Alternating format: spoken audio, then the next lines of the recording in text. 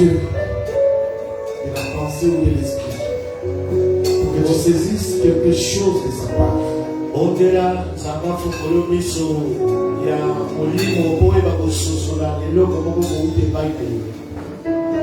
Lève nos mains pour ensemble.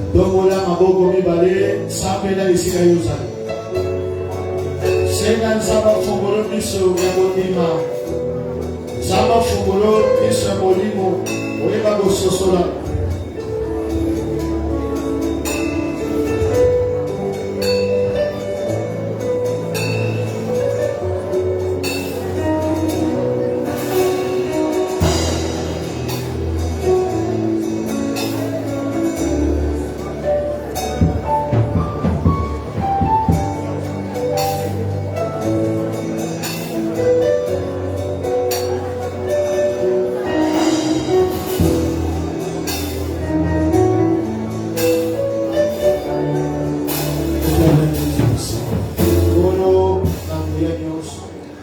C'est par ta grâce que nous avons le souffle de Dieu. C'est par ta grâce que nous voulons écouter ton cœur nous parler. C'est par ta grâce que nous ferons des expériences puissantes dans ta parole. Bien-aimé Saint-Esprit, viens glorifier le nom de Jésus. Tu es présent. Ton nom c'est Jésus. Tu es celui qui suit. Tu es Emmanuel. Tu parles de ton Père. Nous voulons, Dieu, saisir cette opportunité pour multiplier, pour assujettir la terre, pour exercer notre domination contre Christ. Nous t'avons ces prières, nous disons Amen. On peut s'asseoir.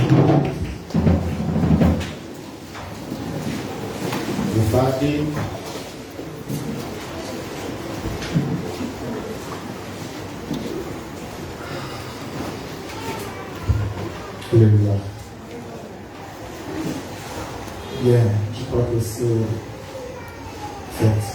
cette saison, c'est la dernière rencontre.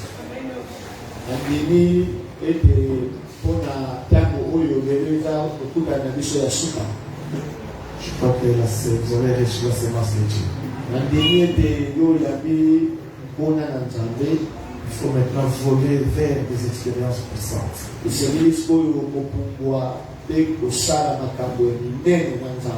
Ne soyez pas stationnaire. Ne pensez plus et ne revenez plus aux événements passés.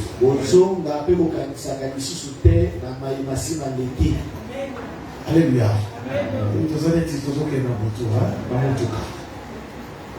Plus on avance, plus nous allons découvrir les événements. Ne pensons plus aux événements passés. Ok. Lisons dans l'évangile de Jean.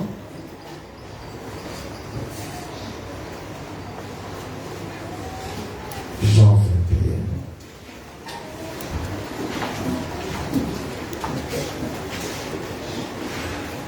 Premier.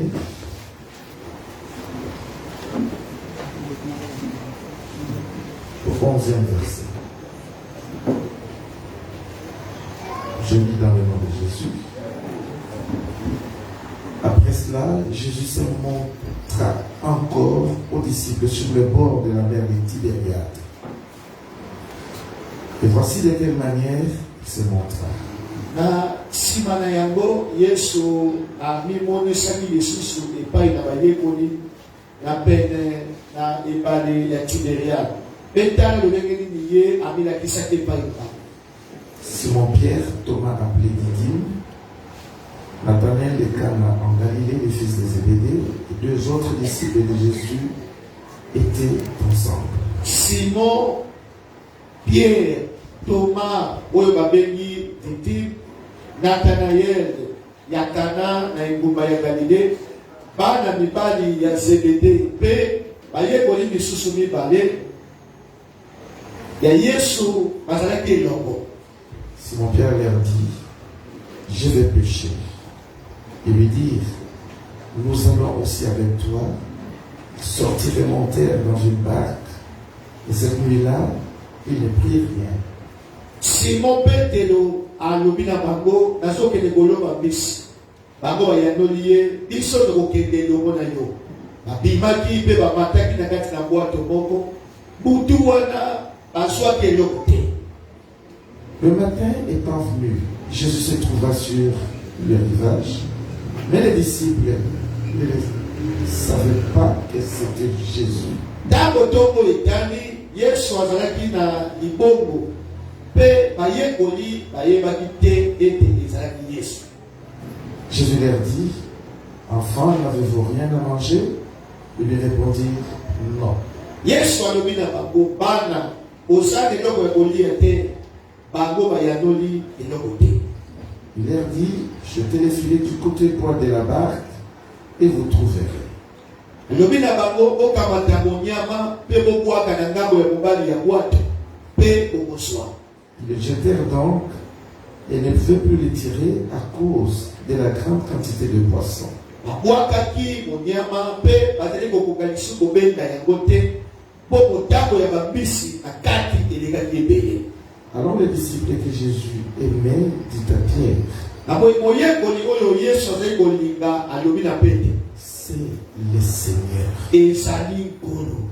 Et Simon-Pierre, dès qu'il lui entendit que c'était le Seigneur, mit son vêtement et sa ceinture car il était nu et se jeta dans la mer. Tango Simon Petero ayoki ete ezalaki nkolo, alati elamba na ye, atie mokaba na ye po azalaki bolumbu pe abibwaki na kati na mai.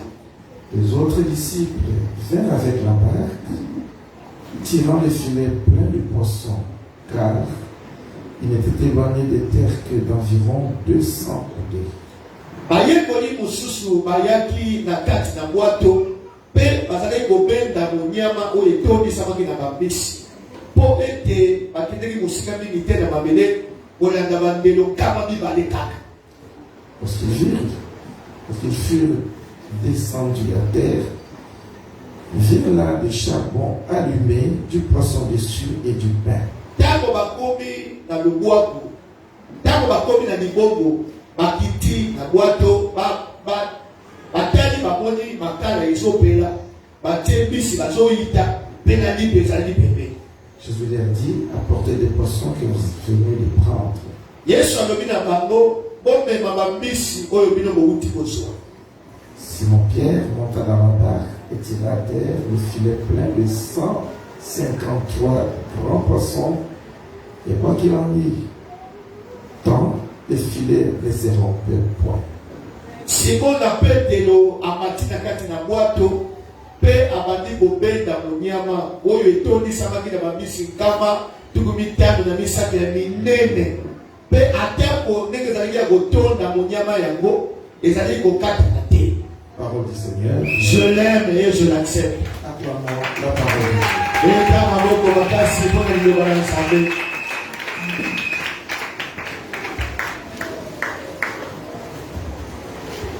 Certainement tu as déjà consommé une mangue.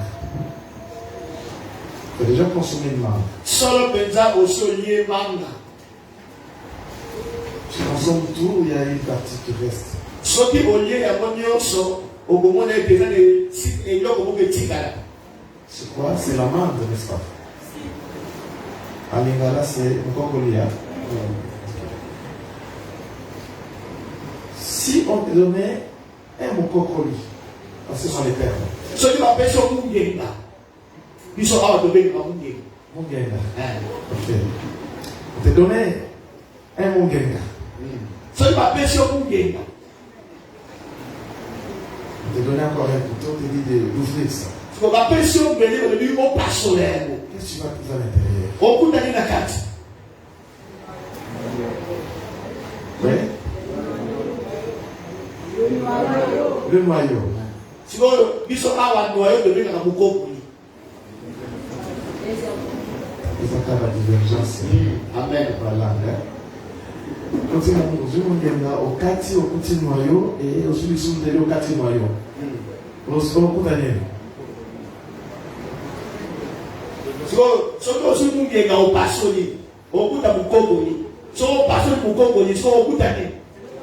Oui, frère. Nous étions. Je ne pense pas que les gens étaient. Vous étiez dans la mission, ça. Moi, c'est maman, ok. Aujourd'hui, le local, c'est ça. Voilà la limitation de l'homme. Dans ce Mungenga, il y a le plan de la vie. Et ça, de tout un arbre. Il y a une main invisible et ça, le bon qui a gravé une écriture à l'intérieur. La taille de l'arbre accomplira. Le nombre de saisons. Le nombre de fruits par saison. Le nombre de feuilles de chaque saison. Le nombre de branches. Et l'arbre continuera. Vous allez inscrire la carte. Il avait de l'aide de ta vie. Et ça, le lait comme on a Ta vie est comme une sémence. Une semence qui est en train d'extérioriser ce qui était caché.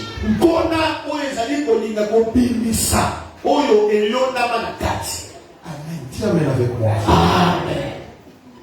Il y a tout un plan de Dieu que Dieu avait conçu dans sa pensée. Et ça, il a déposé ça dans ton esprit. Ce plan va se matérialiser. Nous faisons attention. Puisque dans le plan de ta vie, dans le programme de ta vie, il y a beaucoup de choses qui doivent s'accomplir. Et il faut faire attention pour que cela puisse s'accomplir.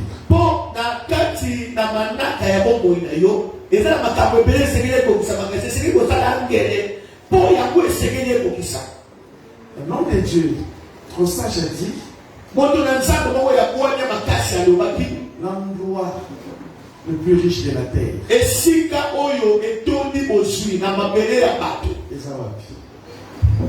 c'est le Congo démocratique.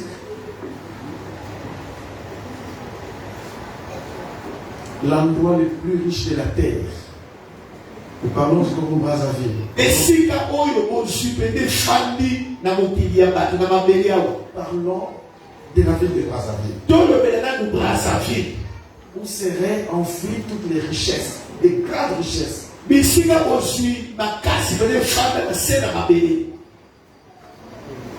C'est où?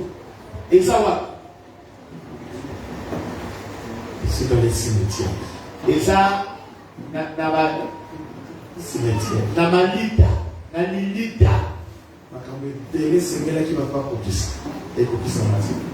C'est enfoui dans la cercueil. Sous forme d'immatérialité. Ce n'est pas encore ça ne s'est pas matérialisé. Il y a des immeubles enterrés dans la cimetière.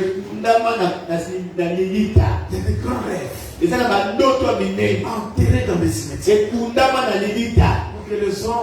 que les hommes ont eu à rêver. Ils n'ont pas rêvé, mais ils ont fait des rêveries.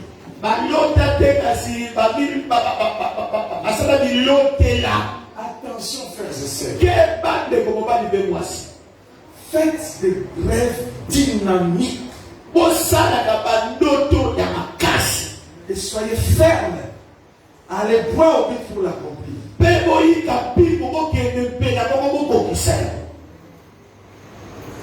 Maman, pour ça, la vérité, ce qui Nazalaki, Nadia Sassou, Erodeo, ça ce sont des rêves saints qui ne s'accompliront jamais.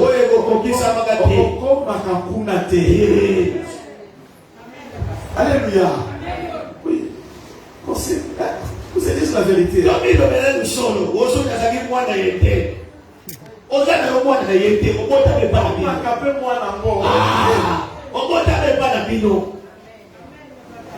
Mais soyez prêts à pouvoir recevoir des idées de la part de Dieu.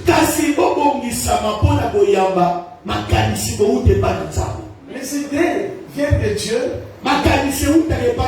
Les idées sont en toi. Elles remontent du programme que Dieu a déposé dans ton esprit.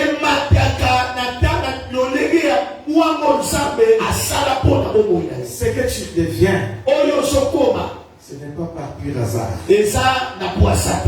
Tout a déjà été élaboré. Mais à cause de nos imperfections, nous ratons beaucoup de choses. Une petite idée, j'ai toujours dit qu'il n'y a pas de petite idée.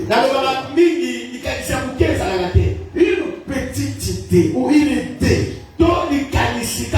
peut élever tout un immeuble. Une idée a construit un avion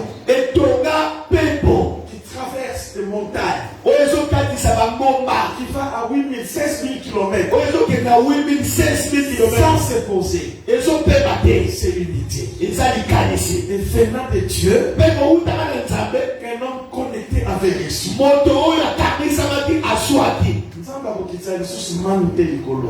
Mais Dieu donnera des idées. Et des idées que Dieu communique, ce sont des idées de grandeur. Je vais vous exhorter sur la grandeur. Amen. Ne désespère en rien.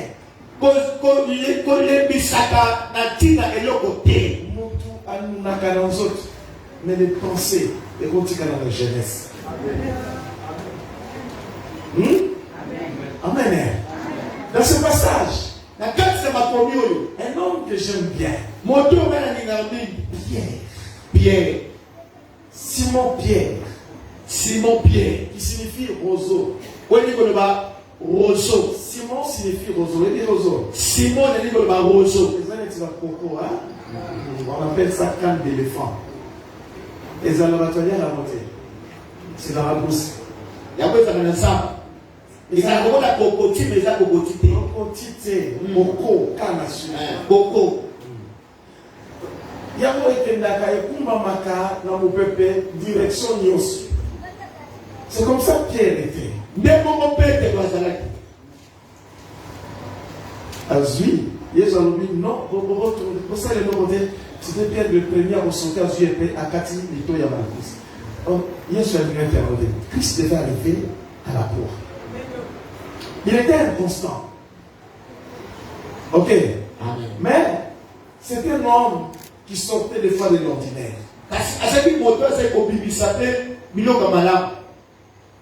Il a une idée.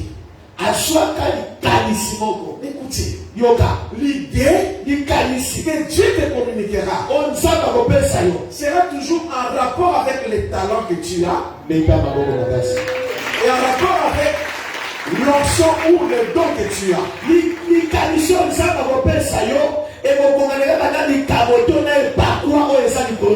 C'est ça, il faut avoir la capacité de saisir la pensée de Dieu. Puisqu'il y a des pensées qui viennent des hommes, et le diable peut vous influencer aussi par sa pensée.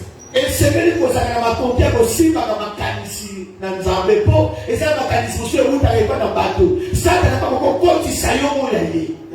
Toute idée bonne vient de Dieu. Les qualités de Dieu où tu n'arrives pas dans le sable. Il dit, je dois aller, tout a commencé dans son monde intérieur. Je dois aller pécher. Il faut que j'aille. Pourquoi? C'était un pécheur talentueux. Avant de recevoir son appel, il était pécheur. Je vais te poser une question. Quel est ce talent? C'est le talent mélangé au don de Dieu qui font la grandeur d'une personne. koyeba mosala ntango esangani na likambo na nzambe nde esalaka moto afungwama. Je viens t'interdire de tâtonner. naye kopekisa yo kosalaka neti Ne tâtonnez pas dans la vie. kosalaka neti te Vous allez manquer votre but. okosambisa etinda na yo. Alléluia. Amen. Il dit, allons pécher. alobi tokende koyoba mbisi. Et cette idée, mpe likanisi wana puisqu'elle est venue de Dieu, mpo yango eutaki epa na a nzambe eu des effets. esalaki L'idée qui va vous élever, likanisi ekotombola yo lorsque vous allez l'exprimer, ntango kobimisa yango elle va influencer ekosimba bato ceux qui naviguent dans le même domaine que vous. oyo bayebi mosala ndenge moko na yo. Amen avec moi. Amen. Dieu peut rassembler des gens nzambe akokosangisa bato qui ont la même pensée que toi. oyo baza na likanisi moko na yo. Faites attention. sala keba Quand une idée n'influence personne, ntango makanisi na yo ezosimba bato te revoyez si ça vient de Dieu. tala malamu soki euti epa na nzambe. Quelle est cette idée qui ne vient pas de Dieu? likanisi nini oyo eutaki epa na nzambe te. C'est une idée enduite de la convoitise. eza likanisi oyo elatisami na maposa ya nzoto. Quand on a la convoitise des yeux, ntango oza na posa ya nzoto. bilulela. Amen. La convoitise des yeux, la convoitise de la chair bilule na maposa ya nzoto et l'orgueil de la vie. mpe lolendo ya bomoi. Orgueil est continué la vie à compétition. Mais il y a celui qui a fait ngape tona zwa. ça va compter ma campagne. Amen. Non, la vie chrétienne, bomoi ya kikokristo la vraie compétition, c'est un rapport avec toi-même. kopotana ya solo eza na yo moko. C'est que je suis aujourd'hui. oyo naza lelo Demain, lobi pour le lendemain, tosima lobi je ne le serai pas. nakozala yango te. Voilà l'idée de Dieu. tala likanisi na nzambe C'est pas aller faire des comparaisons. Hein. eza te okende kokokanaka na bato Refuser, c'est l'autosoume. boya yango. Les gens qui vivent dans la comparaison, bato babikaka na kokokanisama na bato par contre, après vie chrétienne, quand les épreuves arrivent, ntango mimekano ezoya Nakenda. alongwe. Alléluia. Amen. Examinez bien si vous êtes sur la bonne voie. tala malamu soki oza na nzela oyo esengeli. Est-ce que ton idée là, likanisi na yo wana vient de Dieu? euti na nzambe Y a-t-il la convoitise eza na bilulela de la chair ou ya de la force nzoto de Dieu? to ya miso. Si tu es sur la bonne voie, soki oza na nzela ya malamu reconnaît que non, c'est Dieu qui t'a communiqué. nzambe moto apesi yo. Deuxièmement, ya mibale il y a moyen d'examiner aussi. eza mpena makoki ya koyeba Toute idée venant de Dieu likanisi nyonso oyo euti na nzambe se développe en pensée. efongwamaka na makanisi. Image, pensée. Tu vas commencer à te faire des films de toi-même. obanda komimonaka yo moko na Le Saint-Esprit va te communiquer cette pensée. Bon, et tu vas te développer dans le domaine de l'imagination. On va me ça, on va filmer la future. obanda komimona ndenge esengeli osala. Donc, on a toujours grand, on a puissant. Amen. Ça, c'est Dieu en action dans ton cœur. wana nzambe nde azosala kati na motema na yo. On comprend très bien. Amen. Est-ce qu'on peut voler? Amen. Que les aigles aillent loin. Qui est aigle ici? Qui est aigle ici?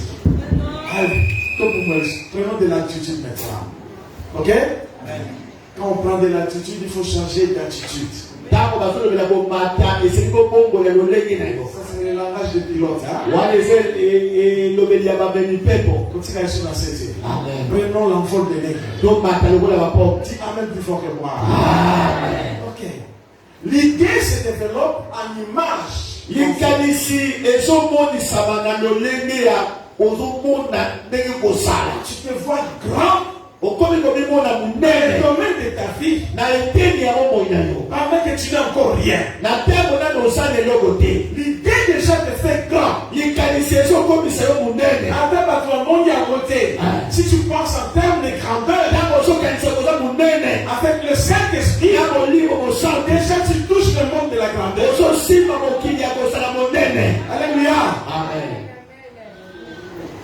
Pierre a exprimé son désir, son idée. pierre atalisaki posa na ye likanisi na ye.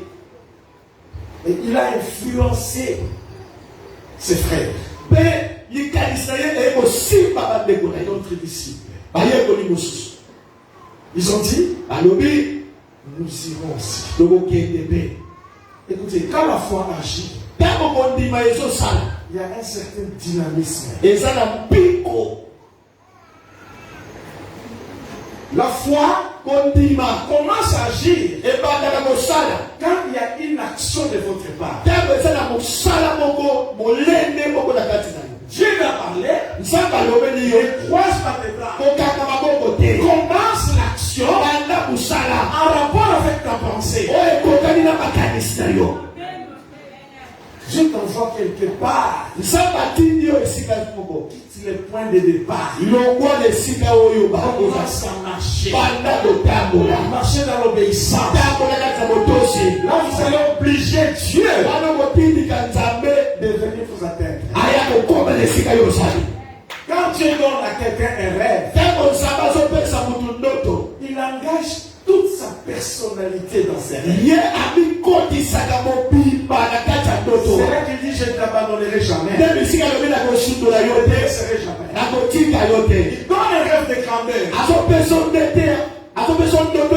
Mais il sait que tu es faible. Alléluia. Amen. Il ne t'abandonnera jamais. Il s'est tué dans son alliance. Réveil grand. La grandeur commence dans l'homme intérieur. Exprimez cette grandeur.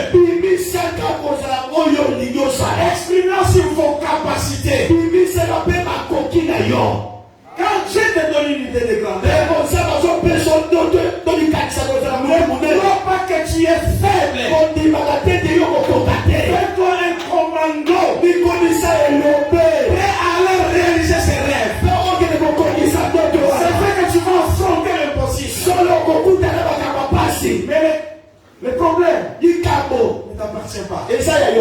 Ça appartient à Dieu. Alléluia. Amen.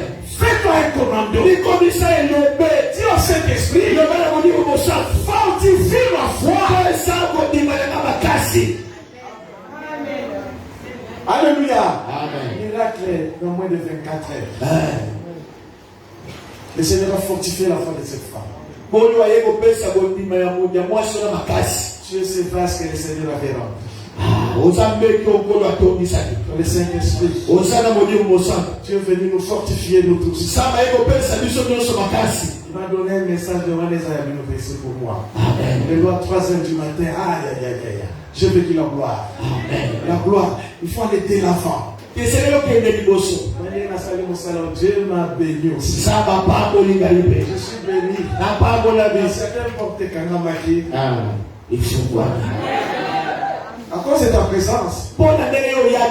C'était une idée.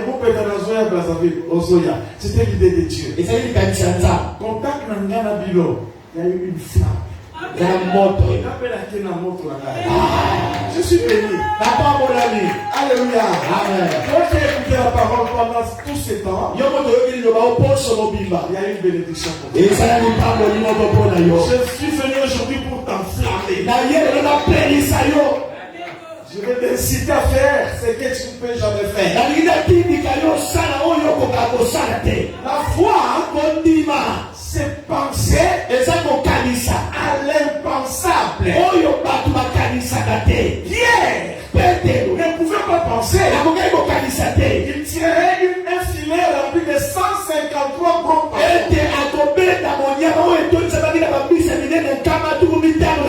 C'était trop. Sans compter les petits.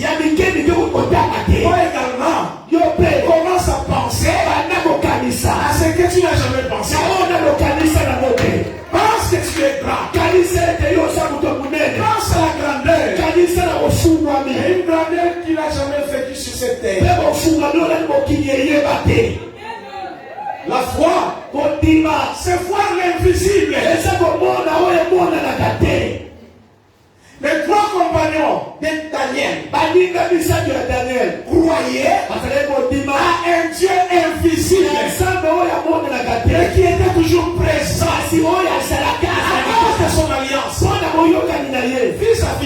ils se sont dit, si le feu nous brûlera, ça commencera d'abord à brûler Dieu. Oh, il est impossible, hein? Ce qui est naturel puisse l'emporter sur le surnaturel. Tu es incroyant. Laisse-moi te dire, te scandaliser. Tu es une personne surnaturelle.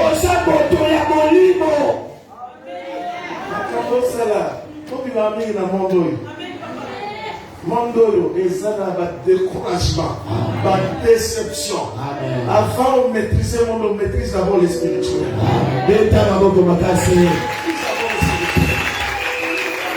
Alléluia. Avant que le feu ne nous brûle, le feu commencera à brûler celui qui nous a créés. Voyez l'invisible. L'invisible c'est ton Dieu. L'invisible c'est ton rêve. Il est capable de faire de toi une grande personne. Vous pouvez dire, il faut dominer. Les personnes qui dominent voient toujours l'impossible. Ils osent l'impossible. La foi doit oser. Qui ne risque rien. La foi doit te faire risquer la vie. Alléluia. Amen. Qu'est-ce que tu vois devant toi? Ne me regarde pas pour l'autre. Non, j'ai des soeurs qui mis sous mon lit mon démon. Il faut scandaliser. Alléluia. Amen. Vous allez faire moi scandaliser. Moi, on a couché, on lui dit, tout va bien. Croyez à l'invisible. Quelque chose d'invisible. Les yeux ne voient pas ça. Ne cherchez pas de prophéties. Le vrai prophète de ta vie, c'est toi-même. N'allez pas chercher des prophéties. C'est que le prophète aussi se trompe. Samuel a cru que Abinadab était le roi. Il a cru que Cham était le roi. Dieu lui a dit non. Quand tu vois ce qui frappe aussi. Un prophète peut se tromper. À cause des infirmités. Dieu ne se trompera jamais. Il se trompera jamais. Il ne trompe jamais. La sémence de la grandeur est en toi. Recommence là où tu es tombé. Brise toutes sortes de désespoir. Relève encore ta tête. La grandeur sera toujours là. Diable a beau l'ombre, la sémence à grandeur na katina yo.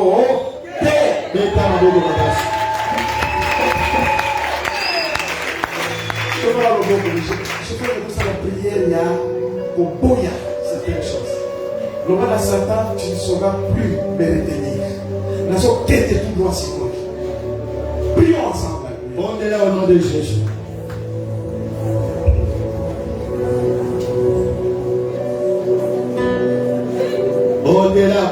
Bondela. Na kombo na Yesu. Nazo renoncer à découragement. Nazo renoncer à la possibilité. Nazo na lisusi matin. Nazo télé sika côté. Nazo foncer. Na kombo na Yesu. Ata zerezate. Nazo pasola. Ata opposition ezali. Nazo leka. Bondela.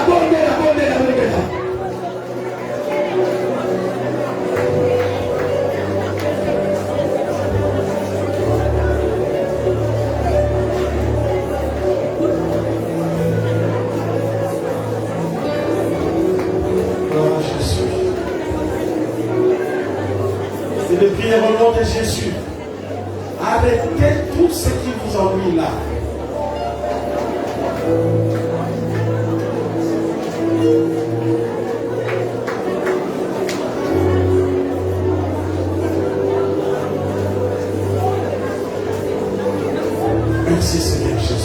Tommy Kolo Yesu. Amen. Amen. Alléluia. Amen. Dans la vie, si tu n'influences pas, Nakati na bombo isokozo simba batote. c'est toi qui seras influencé. Yonde bakokotela. Si tu as un grand rêve, Sokozo na ndoto makasi. décide-toi d'influencer les autres. Zwa mokano ya kosimba kabata. Influence. Simba kabata. C'est ça la qualité d'un leader. Nde wana makasi ya mokambi. Un leader, si tu te sens être un leader quelque part, Sokozo yoka ete yoko za mokambi ne sika moko boye. tu seras combattu par d'autres pensées. Okokundisa na bamakanisi Il mosusu. faut que ta pensée aille au-delà Kasi esengeli makanisi na yo emata koleka. de tous ceux-là qui sont à tes côtés. Na nyonso na bato nyonso baza pembeni na yo. Influencer. Esengeli osimbaka. Est-ce que je m'adresse à quelqu'un ici? Amen. Déjà ton rêve, quand tu l'exprimes, Ndoto na otango ozoloba ngo doit influencer les gens. esengeli esimba bato. Tu dois faire étonner les gens. Esengeli okabusa bato. Que ce soit la décision. Eza mokano na yo. C'est un grand conseil que je te donne. Eza toli ya monene nazopesa yo. Sois dynamique. Sala moto ya mpiko. Ne sois pas porté à n'importe quel don de Dieu. Omema bakana mopepe nyonso ya bomoi te. Non. Te. Sois le modèle. Sala ndakisa.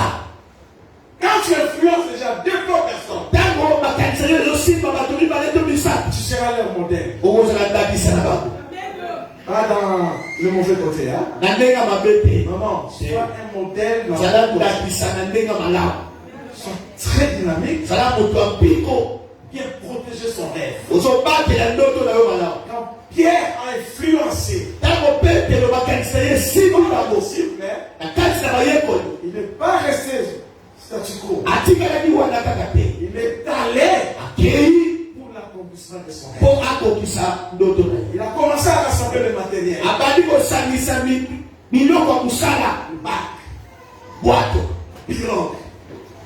pirogue, Bwato. oui, filet. Onyama. Et tout ce qu'il fallait pour qu'une pêche puisse se réaliser. Mpe nyonso esengelaki mpo koloba mbisi esalama. Ça, c'est le rêve qui continue.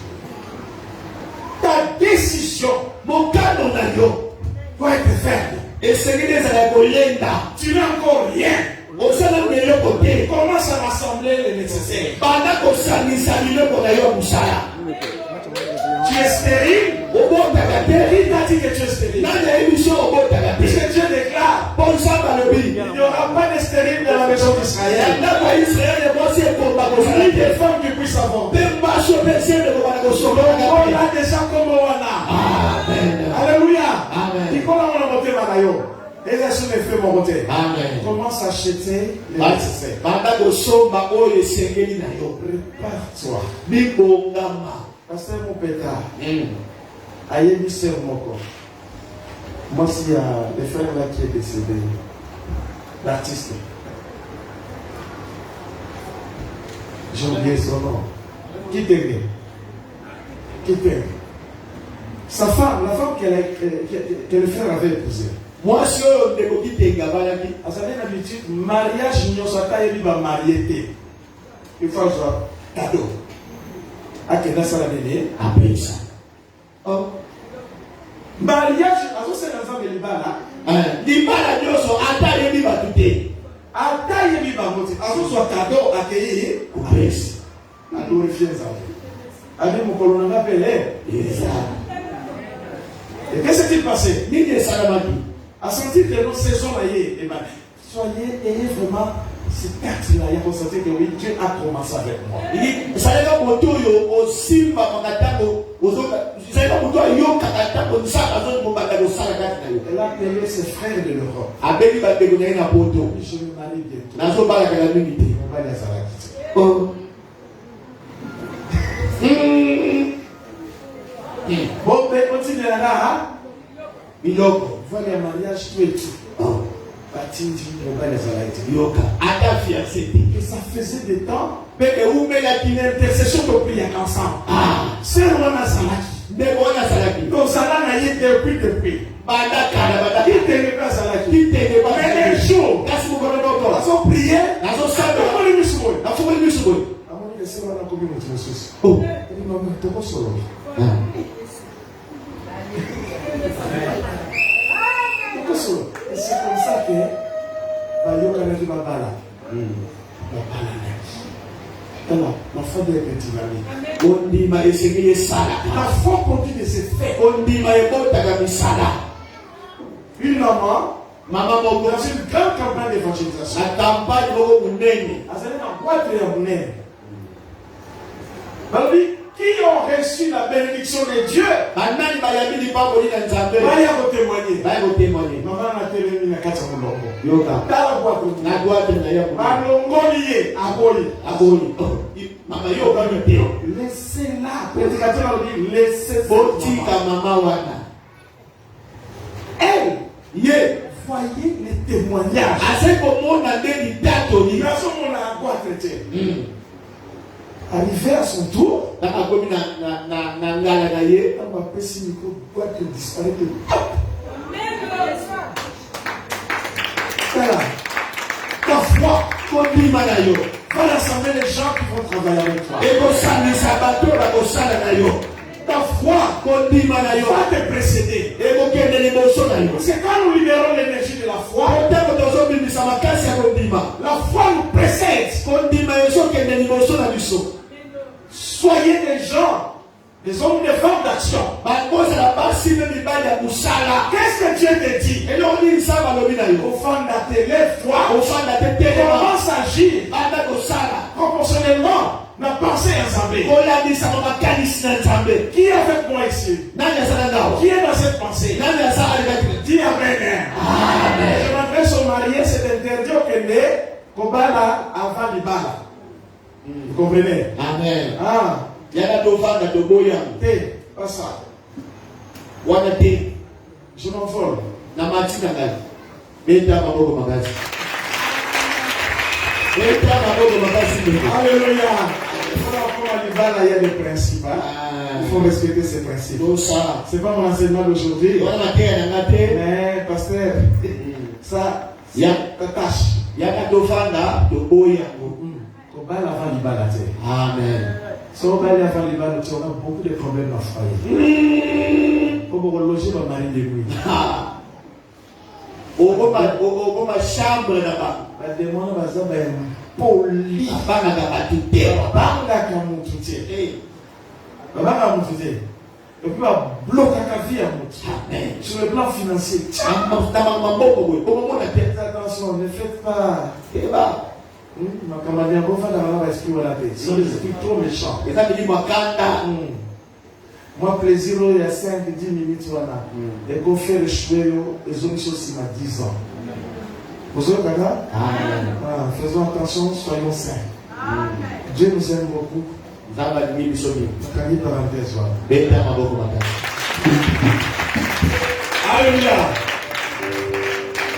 La foi précédait Pierre.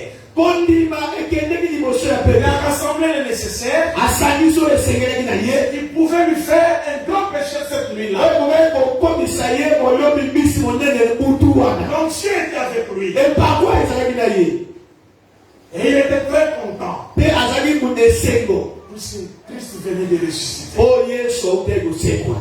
La puissance, la grande puissance, l'extrême grande puissance, c'est l'onction de la résurrection du Christ. La puissance qui a ressuscité Christ entre les morts. Nguya oyo eleki banguya nyonso mpe oyo eza likolo ya banguya nyonso eza nguya na nzambe yango nde esekwisa Yesu na kati na bawa. Les morts vont ressusciter. Et il faut chercher ça. Esili koluka yango. Moi j'ai toujours dérangé Dieu pour ça. Ngai natukisaka nzambe mingi mpona yango. Et puis il fonctionna déjà. Amen. Un jour vous allez vous prier. Une jeune sœur a se présenter. Nathalie l'a mis son coup, boum, dans un bâtiment. Oh, on a prié, on a dansé. N'importe quel aboye, fou les autres du ballon. Nassimi boy, pas de battement de cœur, Ebebe. pas de respiration. Bopele eza te. Fiancé, mais à ce moment-là, avant il a tremblé. La fille était morte. Ndeko wana mwasi akufaki. Donc pour ça, dans le dit, Seigneur, Ça veut dire glorifier le nom de Jésus. Après ça, ma simbier. Ma doté de Messaïe et Bembe. Papa, marche au nom de Jésus. Amoni. Mais maison qui a bandit mouvement était attendant. La Messaïe. Que dans l'esprit de mort, pas la sœur à marcher. Amen. Azoni na bongo. A comment qui déjà malade. Alléluia. Soyez un homme de défi. Même la puissance de Dieu, beaucoup développer un gros et maintenant vers la grandeur. Développer ça dans des chaînes de prière. Beaucoup qui m'a caché de prière. Amen. Il y a beaucoup à dire les choses, mais gagnons du temps. Pierre est allé vers la mer de Tibériade. Pétro a accueilli les balais de Tibériade. Il a pris ses barques. Je vais abandonner, ça faisait 3 ans. Il a pris les filets. Il a pris tous les disciples qui étaient là. Ils sont allés pêcher. Et selon son expérience, Amen. ils ont commencé la pêche. Pierre était expérimenté. Ça faisait 3 ans et il n'avait plus touché.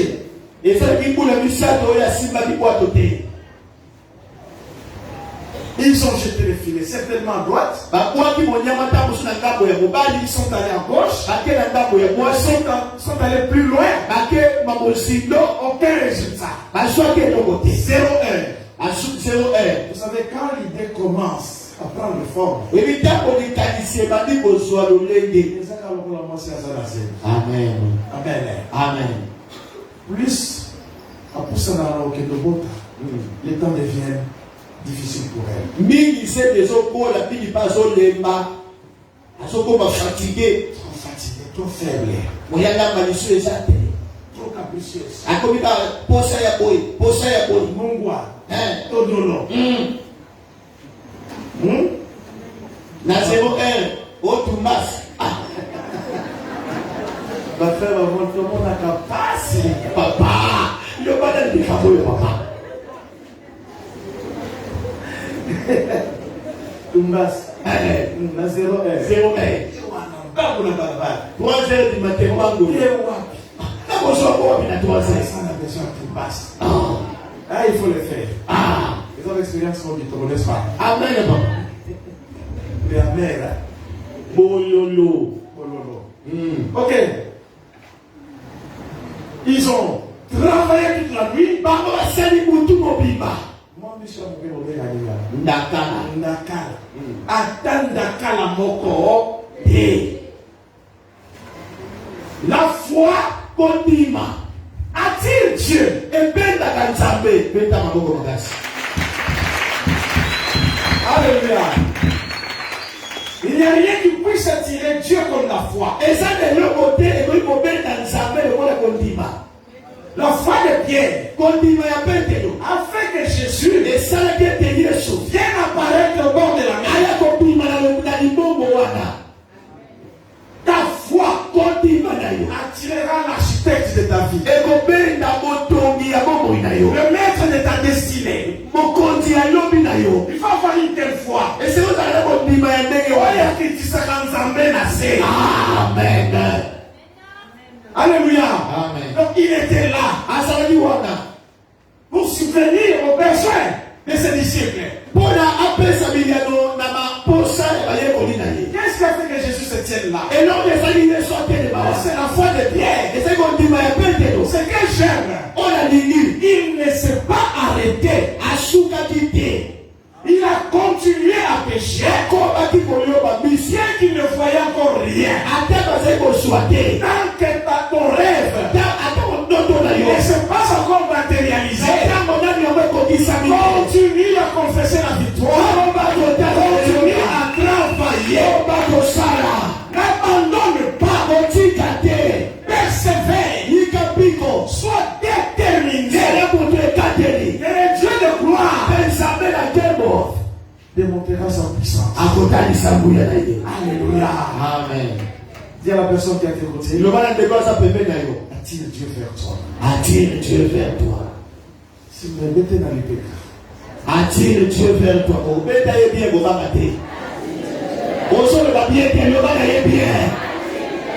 Bâti ça, mon nom, le bas est malade. Alléluia. Amen. Attire Dieu vers toi. La foi commande de percer. Et ça, il faut que ta foi commande une percée. Et Seigneur, qui va étonner le monde. La foi de Pierre a fait venir Jésus au bord de la mer. Personne n'a reconnu Dieu. Recherchez toujours la révélation. Rien ne marche. Alléluia. D'une manière particulière. Quand ça ne marche pas, recherche une nouvelle révélation. Ici, il y a deux révélations. La première, c'était avant sa mort. Mais, s'ils avaient besoin de la révélation du Christ ressuscité, il était différent du Christ de l'avant.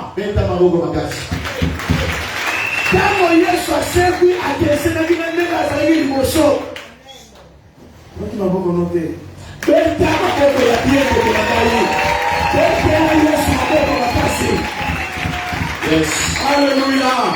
Tu as besoin de ce Jésus-là. Il traversait des murs. Il apparaissait devant les enfants. Et il a dit à qui ça Thomas, viens, introduis ton doigt à la côte ici. Viens, Thomas. C'est là que Thomas dit, mon Seigneur et mon Dieu. C'est mon Dieu.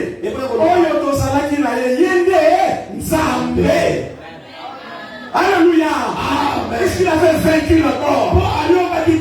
Que mon Dieu soit ton Dieu. Et le Christ ressuscité soit ton Dieu. Et Christ qui a vaincu la mort. Rien n'était possible à lui. Son lit de Patmos, quand il a vu Jean la ville a déclaré, je suis l'alpha et l'oméga, le premier et le dernier, le commencement et la fin. J'étais mort, maintenant je suis vivant dans le siècle des siècles. Il a vaincu la mort, il a vaincu tes difficultés. Alléluia. Amen. Moi la charpentier. Non, moi la charpentier. Moi la marité. Il y a ministère bébé. Mais après la mort. Voilà le Christ ressuscité. Je suis la résurrection. C'est lui qu'il faut rechercher. Il te dit un petit mot. Il les appelle enfants. Après sa résurrection, Amen. parce qu'après la résurrection, enfant, n'avait rien prouvé. Qui l'a regardé? Donc, selon les Juifs, ils allaient l'uniper. Les Juifs, là tu es nu. Pierre n'était pas nu. Qui l'a regardé? Mais c'est qui? Le Christ ressuscité. Dans la révélation, c'est pas donner n'importe qui. Dans un cas, Seigneur, yo sait quoi la ligne les continuons chercher le Christ ressuscité. Il est apparu et le ministère a changé. Le miracle a commencé dans sa vie. Lorsqu'on a cherché le Christ ressuscité, William Marion Branham, il fut un grand serviteur de vous en faites pas. Un homme de l'onction. Il a rencontré le Seigneur. Le Christ ressuscité. Les choses ont changé. Quel est ce Dieu que nous invoquons? J'invoque le Christ ressuscité. C'est manifesté ici. La puissance. Alléluia.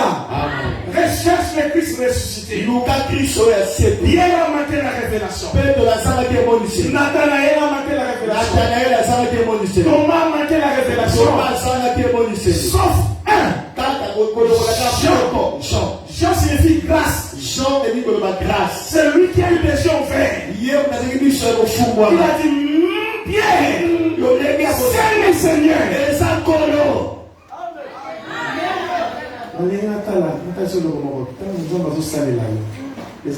Les déjà lobby. Les Christ ressuscité ont parlé de ma vie là-bas. C'est le Seigneur. C'est le Seigneur. Se sont souvenus que c'était lui qui avait dit à Pierre, avance en pleine eau. Kende na katikati ya mai na mozindo. Il a dit, c'est le même ezaka yewa qui a commandé à la mer. oyo apesaki motindo C'est le même kaka yewa qui a commandé au vent. oyo apesaki mitindo na C'est mopepe le même kaka yewa qui a envoyé Pierre oyo atindaki pete prendre un stataire. azostatere Mbongo na munoko ya mbisi. Les grands banquiers. Azobimisa mbongo na mulo. Kutika. Le maître de l'univers. mokonzi ya mokili mobimba Jean s'est souvenu que c'était lui. yesu jean akanisaki ezalaki nde ye C'est le Seigneur. Tokondela. Tokola loboko. Loba Seigneur. seigneur Fungolanga miso. fongolanga biso La seule expérience. nasala Il y expérience a Christ ressuscité. ya kristo ressuscité Banda kobondela. Pour nyonso oye kosekwa. Prions ensemble. bondela na kombo na yesu senga nzambe afongolo biso okutana na oyo akutanaka na ye oyo jean amonaka bondela afongolo biso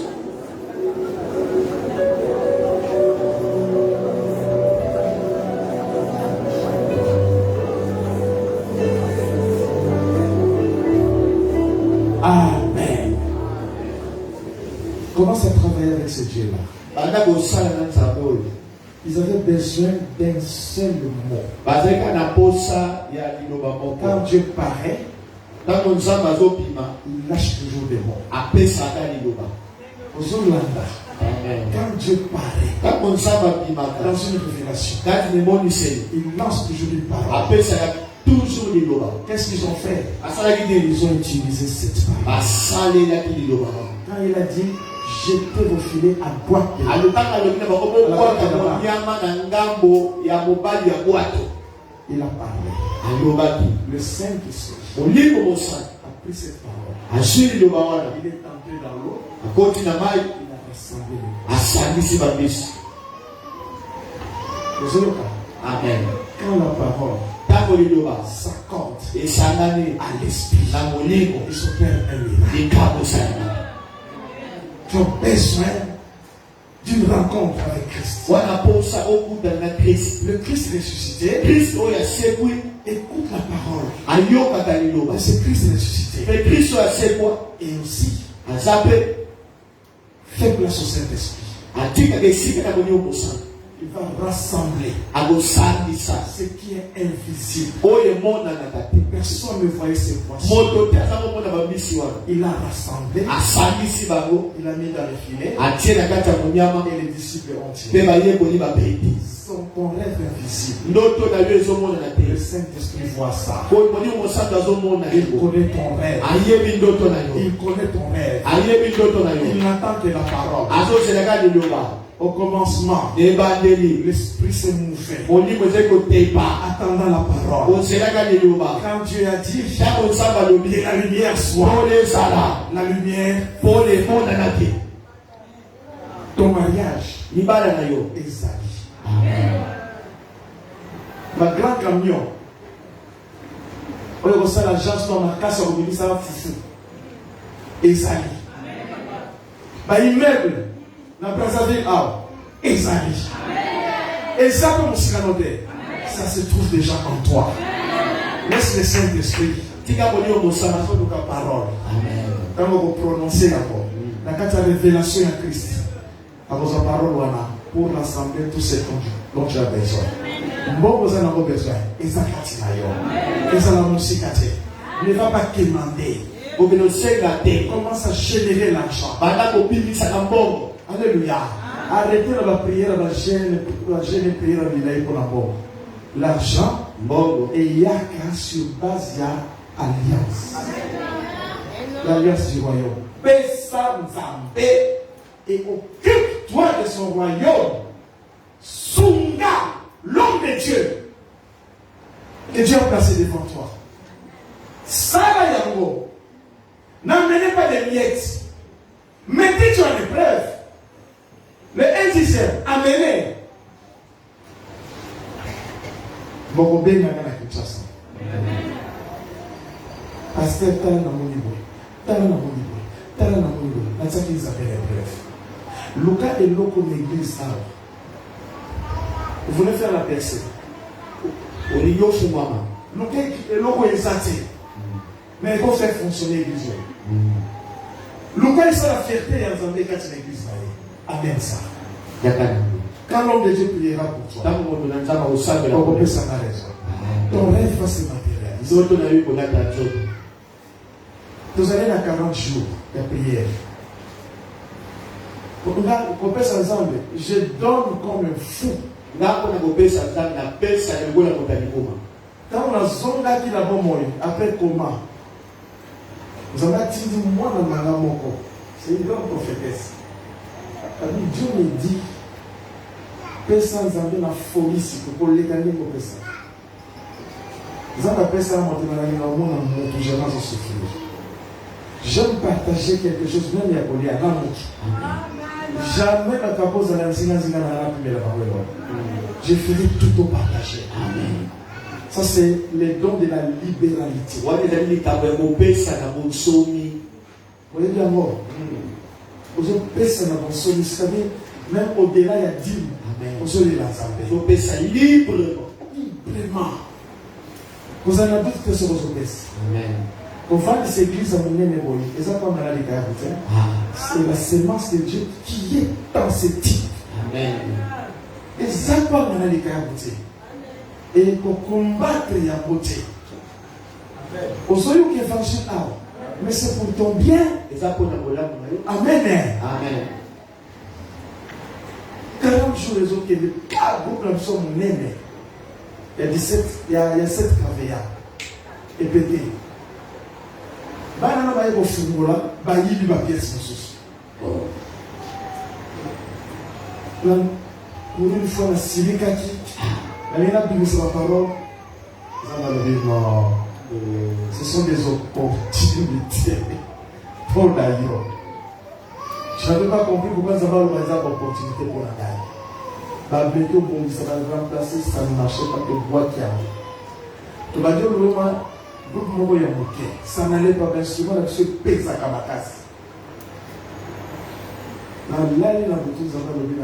Paye-moi un groupe électrogène. Sauf ma groupe électrogène. La Bible n'a pas dit paye-moi un groupe électrogène. Yo. J'ai sorti l'argent parce que c'est bon, il y a même collègues et a senti une libération intérieure. Quand on discute avec les amis de matière à propos ça c'est que saison a eu et conquis. Amen. Pierre a senti qui percé. Na boutou a échoué. Boutou a eu ses difficultés. Boutou a eu ses problèmes. Mais tant que moi j'ai bandit comme le maître de l'univers s'est présenté. Alingi asalama kama nini na kati na yo. Akama nini. Permets-moi pasteur. Amenez-moi lui. Nous avons un millionnaire ici. Donnez-moi lui. Je vous aime, Yamo Nazo Salama. Maintenant, au centre de l'épargne de Bobo Mwasi, alors que vous avez voiture dans ma tête. Mercedes mora kitoko.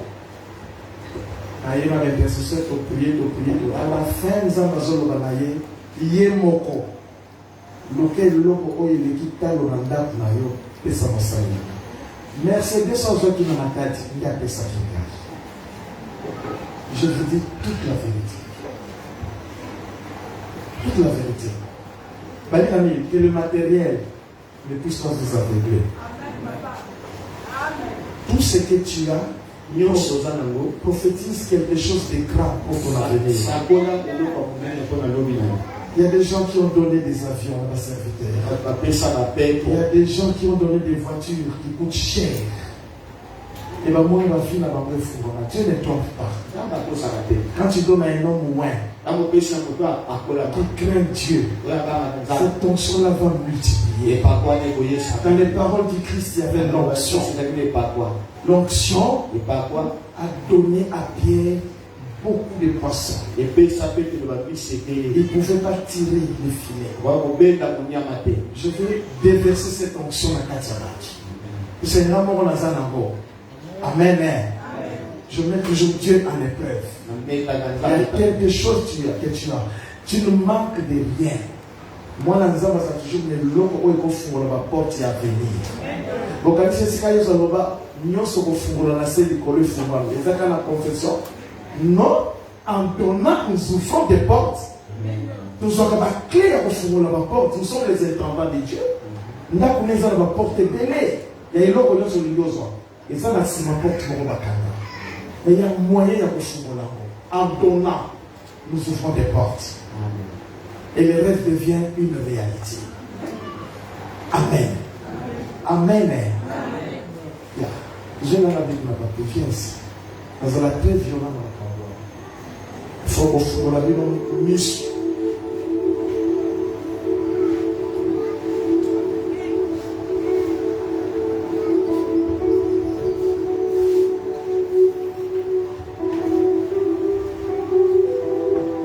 Dieu n'est pas dans la quantité.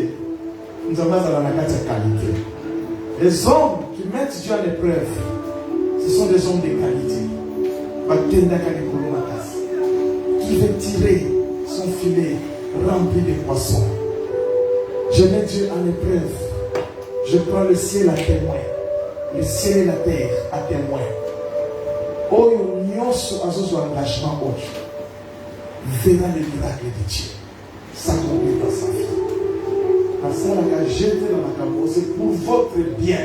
Vous devez évoluer et témoigner que nous sommes là, nous n'avons pas pour la rabisson. Nous sommes citoyens du royaume.